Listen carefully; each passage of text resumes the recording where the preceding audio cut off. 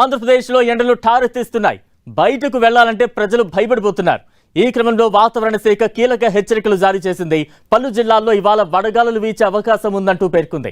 ముఖ్యంగా ప్రకాశం, కర్నూలు, కడప జిల్లాల్లో అత్యధిక ఉష్ణోగ్రతలు నమోదయ్యే అవకాశం ఉందని పేర్కొంది. ఇటు తెలంగాణ రాష్ట్ర వ్యాప్తంగా ఎండలు దంచి కొడుతున్నాయి. సాధారణ ఉష్ణోగ్రతల కంటే 4 నుంచి 5 డిగ్రీలు అధికంగా నమోదవుతున్నాయి. ఉదయం 9 గంటల నుంచే భానుడు తన ప్రతాపాన్ని చూపిస్తున్నాడు. మధ్యాహ్నం అయితే వేడి వడగాల్పులతో ప్రజలు సతమతమవుతున్నారు. ఈ క్రమంలో రానున్న 2 రోజుల్లో రాష్ట్రంలో ఎండల తీవ్రత మరింతగా పెరిగే అవకాశం ఉందని వాతావరణ శాఖ హెచ్చరిస్తోంది. రాష్ట్రంలోని 16 జిల్లాలకు ఆరెంజ్ అలర్ట్ జారీ చేసింది.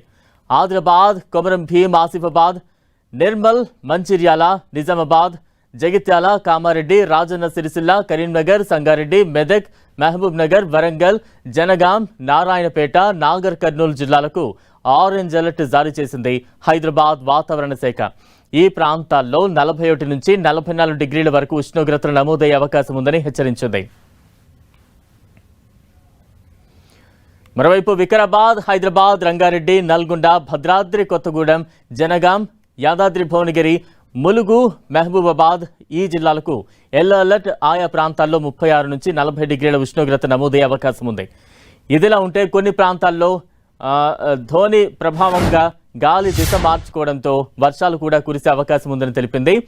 ఈ రోజు నుంచి మరో 5 రోజుల పాటు కొన్ని జిల్లాల్లో ఉరుములు, మెరుపులతో కూడిన వర్షం పడుతుందంటూ, అలాగే గంటకు 30 నుంచి 40 కిలోమీటర్ల వేగంతో గాలి ఉండనుందని తెలిపింది వాతావరణ శాఖ.